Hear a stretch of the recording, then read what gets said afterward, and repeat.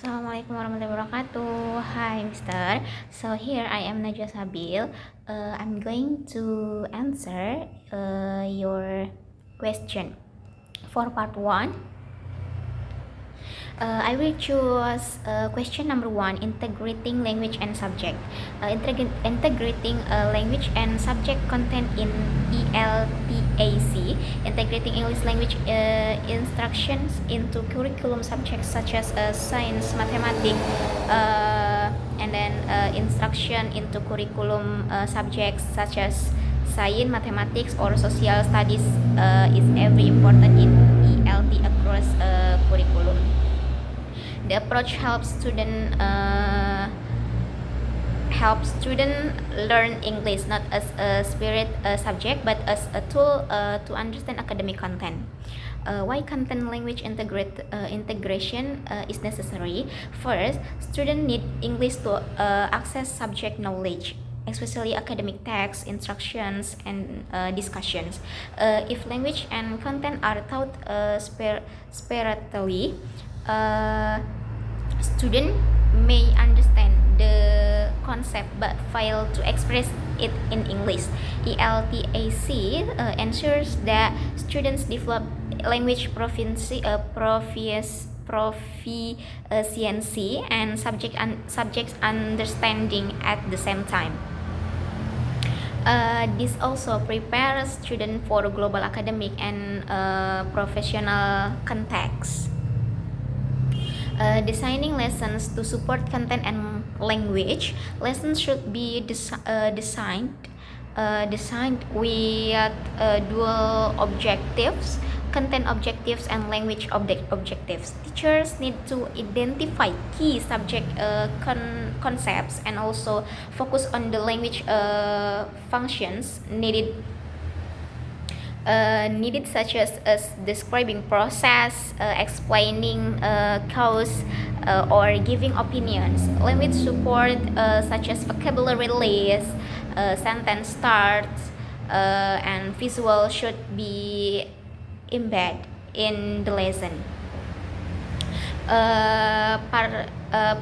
Practical technique, practical teaching strategies.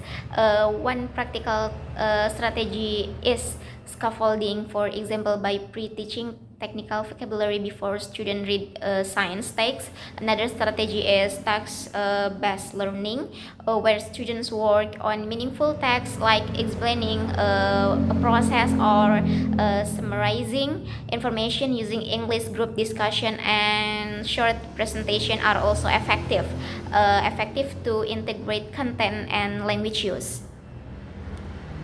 And part 2, scenario-based response speaking lesson for ESP engineering students. Number 1, lesson objectives. By the end of the lesson, students should be able to explain a simple technical process related to engineering and use appropriate technical vocabulary, and then participate actively in short technical discussions using clear spoken English. And then number 2, materials. The materials I would use include PowerPoint slides with diagrams or engineering process, a list of key technical vocabulary and useful expressions, short discussion prompt related to engineering projects.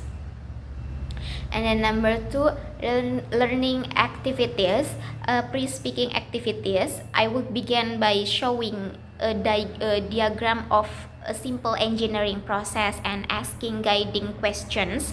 Then I would introduce key technical vocabulary and model useful expression for explanation. During speaking activities, student would work in small groups. Each group discusses a technical process and prepares a short oral explanation. Then students take turns explaining the process to their group or class while others ask questions. And post speaking activities after the presentations, I will give feedback on pronunciation, fluency, and vocabulary use. Students should also reflect briefly on what they found difficult and how they can improve. And number 4, student speaking performance.